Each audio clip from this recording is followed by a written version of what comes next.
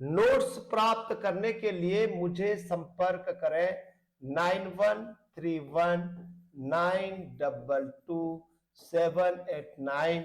मेरा ये WhatsApp number है। इस व्हाट्सएप नंबर में मुझसे मैसेज करें, मैं आपको एक ग्रुप में ज्वाइन कर दूंगा और आप मेरा सारे नोट्स प्राप्त कर सकते हैं। नमस्कार दोस्तों, मैं डॉक्टर वेणुधर रोहतिया, लॉ में असिस्टेंट प्रोफेसर हूं, पंडित रविशंकर शुक्ल यूनिवर्सिटी रायपुर छत्तीसगढ़ में। दोस्तों, यदि आप नए लॉ सब्जेक्ट में प्रिपरेशन कर रहे हैं और आपको लगता है कि मुझे नेट और जेआरएफ दोनों क्लियर करना है, पेपर फर्स्ट के साथ साथ आपके जो मूल सब्जेक्ट है यानी कि लॉ और पर्टिकुलर वो चैप्टर अध्याय जिसको आपको फोकस करने की जरूरत है, पब्लिक इंटरनेशनल लॉ, वहां से एक भी प्रश्न समझ में नहीं आता और सही नहीं होता, तो मैं चाहता हूं कि आपको मैं ऐसा ट्रिक के साथ में और जो महत्वपूर्ण है, जहां से प्रश्न पूछे जाने की 100% संभावना रहता है। और आप सभी जानते हैं कि मैं अनअकैडमी में भी लॉ सब्जेक्ट और पेपर फर्स्ट मतलब एजुकेटर रह चुका हूं, वहां पर भी लेक्चर है। आपने देखा होगा, यदि अनअकैडमी ज्वाइन किया होगा तो आपको और कहीं जाने की जरूरत नहीं है, यहां से ही आपको एक बेहतर नोट्स मिलेगा। दोस्तों, आज के टॉपिक में हम बात करेंगे नेशनलिटी यानी कि राष्ट्रीयता। इसके पहले के 5 वीडियो जो पब्लिक इंटरनेशनल लॉ से संबंधित है उसको जरूर देखें, ठीक है। मैं कोशिश करूंगा कि आई बटन में डाल दूंगा, ठीक है। आई बटन में ऐसा आएगा तो उसको भी आप क्लिक करके देख लीजिएगा। चलिए, हम नेशनलिटी यानी कि राष्ट्रीयता से संबंधित क्या क्या प्रश्न पूछे जाने की संभावना है, इसको आप जरूर गौर कीजिएगा। अब नेशनलिटी होता क्या है, ठीक है, हमने यहां पर जो है इंट्रोडक्शन के रूप में लिया हुआ है। नेशनलिटी यहां पर पब्लिक इंटरनेशनल लॉ से संबंधित बात कर रहे हैं, अपनी देश की नागरिकता, फिर देश के बाहर अन्य देशों यानी कि राज्यों की नागरिकता, 2 चीजें बहुत इंपॉर्टेंट है। तो यहां पर जो है व्यक्ति शब्द जुड़ा रहता है, व्यक्ति और एक राज्य के बीच, ठीक है, वैध संबंध स्थापित होता है। जैसे पर्टिकुलर मैं भारत का नागरिक हूं तो मेरा व्यक्तिगत संबंध भारत से है, ठीक है। तो इसलिए हर व्यक्ति का किसी न किसी देश, जिसको हम लोग इंटरनेशनल लॉ में स्टेट कहते हैं, राज्य कहते हैं, उनके उस देश में नागरिकता है तो उस राज्य के साथ में उनका एक बेहतर संबंध होगा। इसी को हम लोग जो है यानी कि व्यक्तिगत रूप से किसी राज्य के साथ में यानी कि किसी देश के साथ में एक बेहतर संबंध स्थापित करना चाहते हैं, तो इसके लिए नेशनलिटी चाहिए होता है। यही चीज को बता रहा है। और नेशनलिटी प्राप्त होने से उस देश में, उस राज्य में अधिकार प्राप्त हो जाता है, सुरक्षा प्राप्त हो जाता है, या कुछ दायित्व प्रदान किए जाते हैं, वो प्राप्त होता है, ठीक है। तो याद रखिएगा इसको जो है। फिर उसके बाद में डेफिनेशन ऑफ नेशनलिटी, ठीक है। कभी कभी असर्शन एंड रीजन में भी प्रश्न पूछ सकता है। जैसे ये फेनविक का डेफिनेशन बहुत इंपॉर्टेंट है, फेनविक का, ठीक है। फेनविक ने क्या कहा, राष्ट्रीयता वह संबंध है जो व्यक्ति को किसी राज्य से जोड़ता है, एक व्यक्ति को किसी राज्य के साथ में यानी कि किसी देश के साथ में वो जोड़ता है और उसे उस राज्य की सुरक्षा पाने का अधिकार देता है तथा कानूनों के अधीन बनाता है। जैसे मैंने पहले बताया, मैं भारत का नागरिक हूं तो मुझे भारत के साथ में व्यक्तिगत रूप से जुड़ने का मुझे अधिकार प्राप्त होगा। तो भारत का नागरिक होने के नाते भारत सरकार का काम है कि मुझे सुरक्षा प्रदान करे, जो भी संवैधानिक है, विधिक अधिकार है, वो मुझे प्राप्त हो। और मेरा भी एक दायित्व है, मेरा भी एक दायित्व है कि भारत सरकार मुझसे जो अपेक्षा करे उस दायित्व को भी मैं करूं। यही बात जो है फेनविक ने भी कह रहा है। राष्ट्रीयता एक संबंध का नाम है, किसके किसके बीच में? व्यक्ति और राज्य के बीच में। तो उसके लिए क्या होता है, जब नागरिकता प्राप्त हो जाता है उस राज्य की सुरक्षा पाने का उन्हें अधिकार मिल जाता है और उनको कानून के अधीन बनाता है, यानी कि भारत के कानून के अधीन मुझे रहना है। ठीक है, यहां देखिएगा ये मोस्ट इंपॉर्टेंट है। ठीक है, जहां से प्रश्न अवश्य आता है नेशनलिटी से संबंधित लीडिंग केस, ये मोस्ट इंपॉर्टेंट है। इसको आपको याद रखना पड़ेगा कि ये केस किससे संबंधित है, या इस सन जो जिस सन में जजमेंट दिया हुआ है उस सन का नाम भी क्वेश्चन में पूछ सकता है। ठीक है, यहां पर देखिएगा नोटेम्बोहम, नोटेम्बोहम, ठीक है, केस बहुत इंपॉर्टेंट है, नोटेम्बोहम केस। और ये किसका है? लिechtenstein, लिechtenstein वर्सेस ग्वाटेमाला। ठीक है, ग्वाटेमाला का केस है। और कब का केस है? 1955 का केस है, इंटरनेशनल कोर्ट ऑफ जस्टिस से संबंधित है। ये केस आपको जो है याद रखना है। क्या था? नोटेम्बोहम ने लिechtenstein की नागरिकता ली। ये लिechtenstein जो है एक देश का नाम है और ये नोटेम्बोहम यहां से उन्होंने नागरिकता ली, लेकिन उसका वास्तविक संबंध ग्वाटेमाला से था। नागरिकता कहां लिया? यहां लिया। और रहता कहां था? यहां रहता था। काम दाम कहां करता था? यहां पर ग्वाटेमाला में वो उसका ज्यादातर वास्तविक संबंध था, यानी कि विवाह किया होगा, अपने पत्नी के साथ में रह रहा होगा, वहां पर काम करता होगा, लेकिन नागरिकता कहां पर प्राप्त है? लिechtenstein में। ठीक है, तो इशू क्या था? क्या लिechtenstein उसे ग्वाटेमाला के खिलाफ राजनयिक सुरक्षा दे सकता है? अब यहां पर प्रश्न उठ रहा है, क्योंकि वो ये जो व्यक्ति है, ठीक है, लिechtenstein, ठीक है, ग्वाटेमाला में रहता है, तो क्या इसको जो है ग्वाटेमाला में नागरिक नहीं है, तब क्या उनको सुरक्षा प्रदान करने का उस देश का दायित्व है? यहां पर प्रश्न उठ रहा है। जैसे उदाहरण के रूप में मैं भारत का नागरिक हूं और मेरी पत्नी अमेरिका में रहती है, तो मैं अमेरिका जाते रहता हूं, अमेरिका में ज्यादा संबंध है।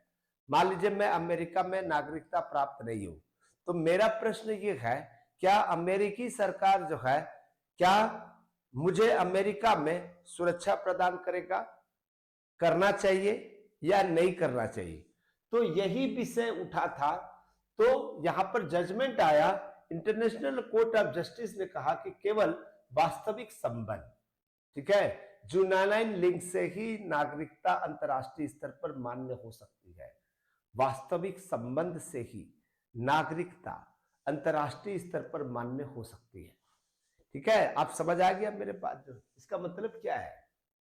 ठीक है, यानी कि इफेक्टिव नेशनलिटी चाहिए, इफेक्टिव नेशनलिटी, इफेक्टिव नेशनल, ऐसा नहीं टेम्परेरी वाला नहीं, प्रभावशाली राष्ट्रीयता चाहिए।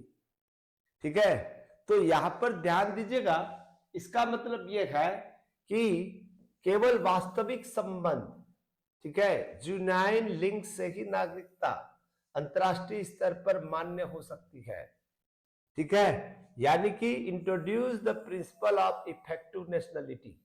यहां पर आपको हमेशा ध्यान देना है, इफेक्टिव नेशनलिटी किस केस में आया था, ये क्वेश्चन पूछ सकता है, ये जजमेंट से संबंधित क्वेश्चन पूछ सकता है।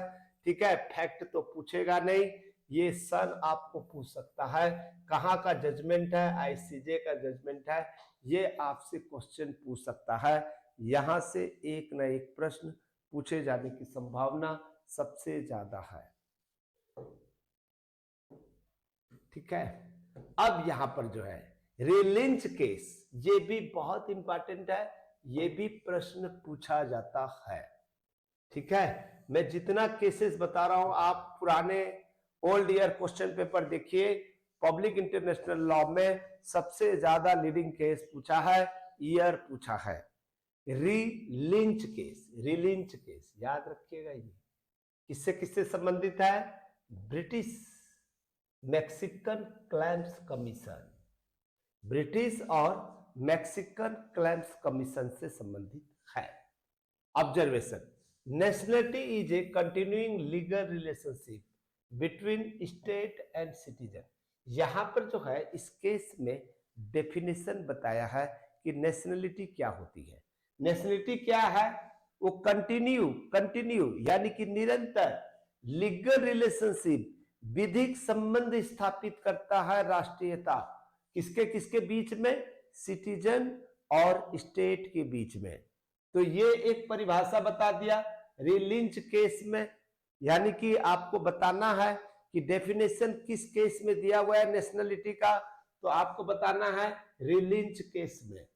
सिग्निफिकेशन, राष्ट्रीयता स्थायी कानूनी संबंध है, याद रखिएगा स्थायी कानूनी संबंध है, पहले वाला भी वही बताया।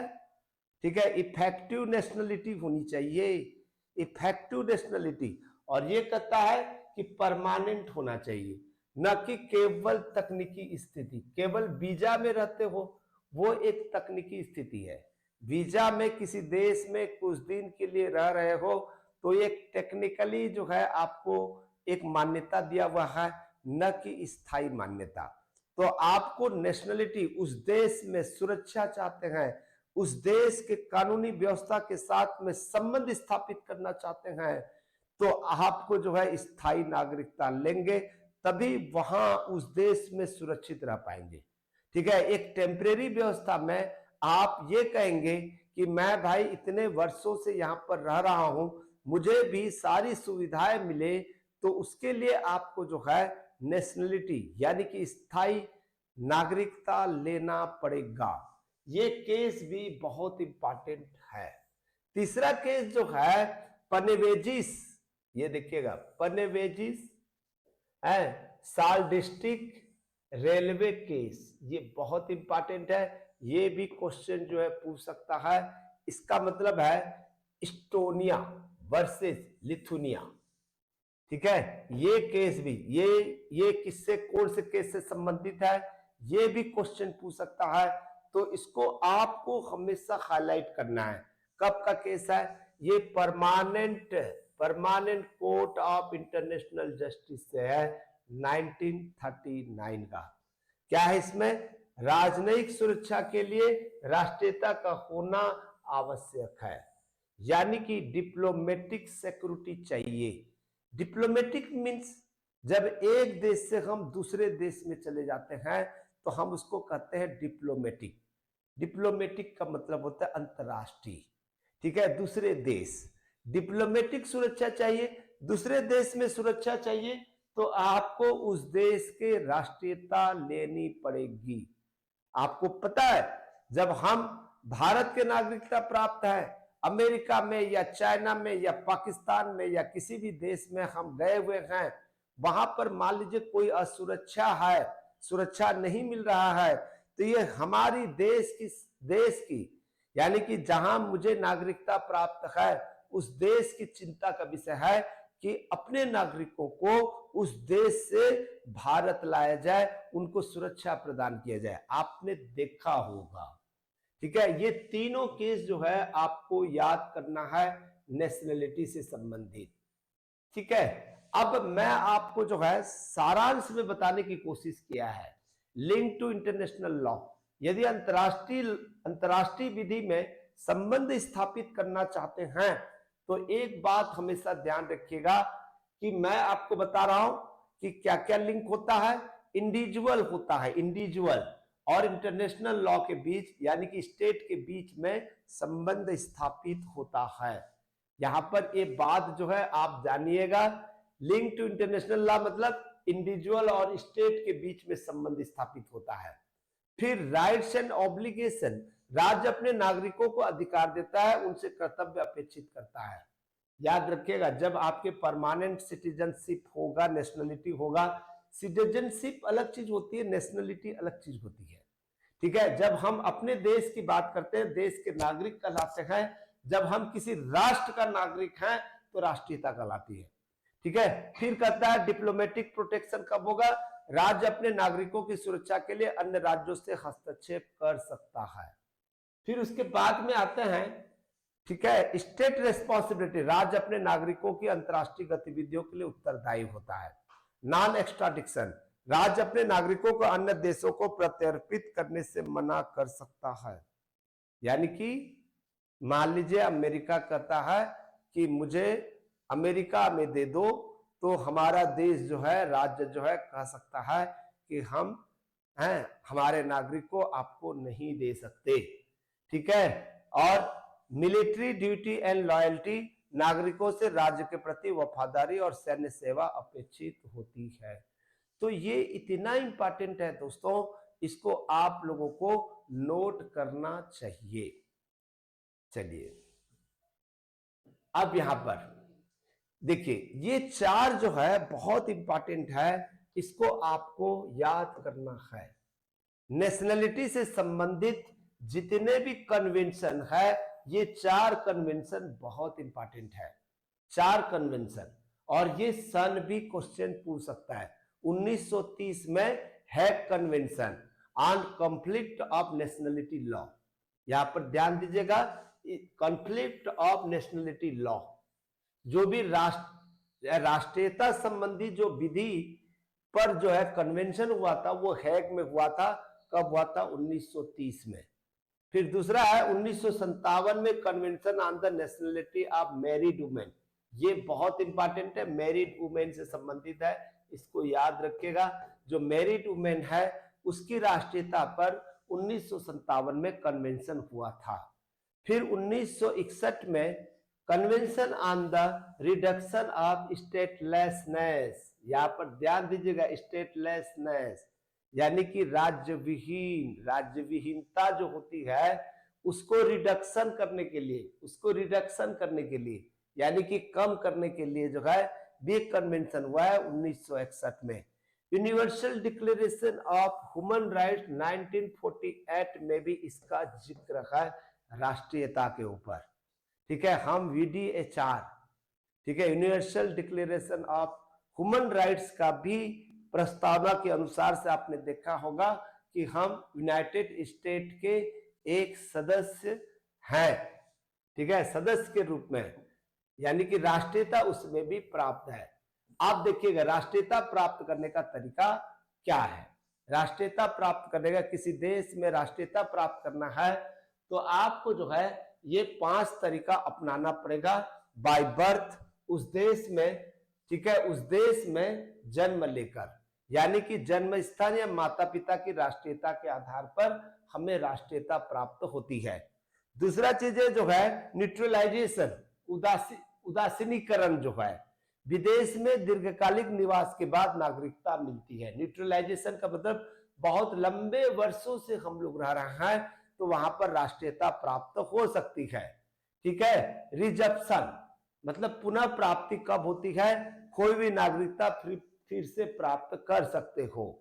ठीक है, या सब्जेक्शन यानी कि विजय से, किसी देश को जो है एक देश दूसरे देश पर विजय प्राप्त कर लिया है तो जीते गए राज्य के लोग विजेता राज्य के नागरिक बन जाते हैं।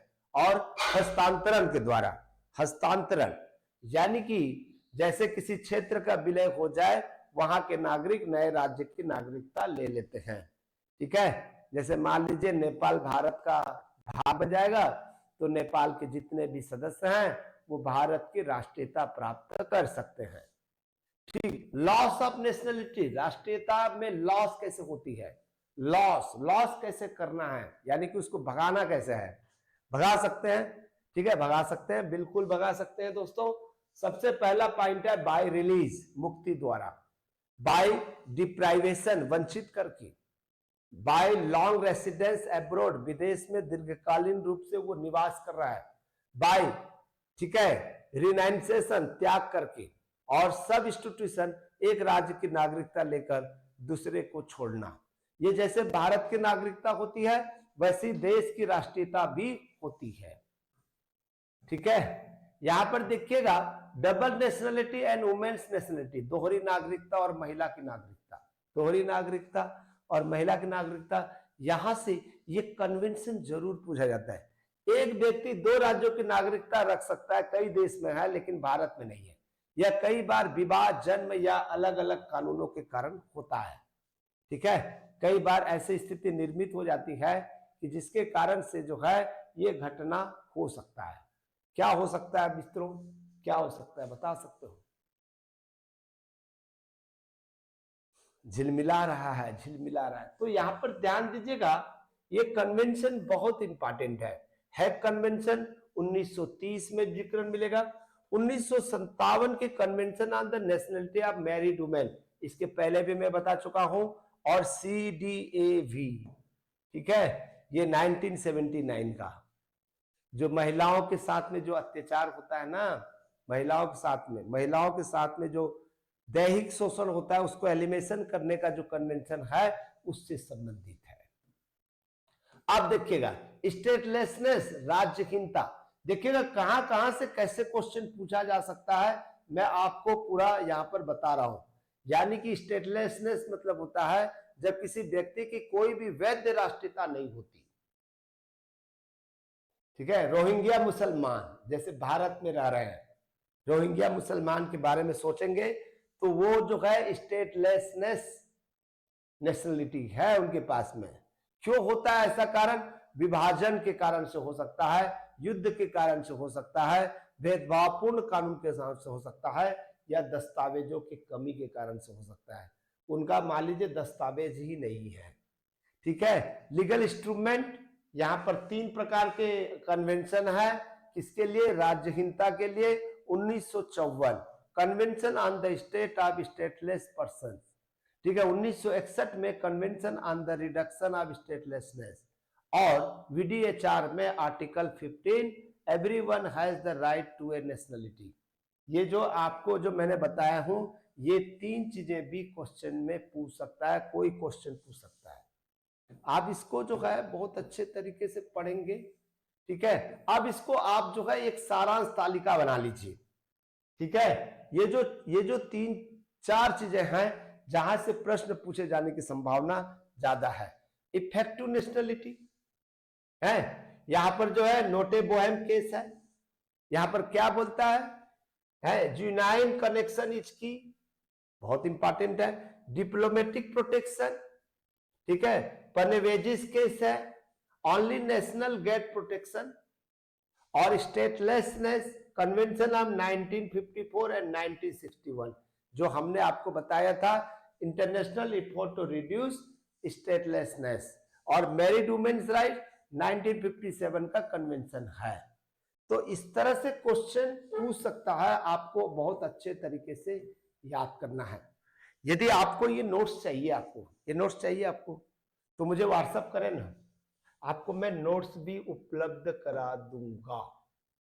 नोट्स प्राप्त करने के लिए मुझे संपर्क करें 9131922789, मेरा ये व्हाट्सएप नंबर है। इस व्हाट्सएप नंबर में मुझसे मैसेज करें, मैं आपको एक ग्रुप में ज्वाइन कर दूंगा और आप मेरा सारे नोट्स प्राप्त कर सकते हैं। ठीक है दोस्तों, मैं विदाई लेता हूं। आपको कैसा लगा ये वीडियो जरूर हमें बताएं। धन्यवाद।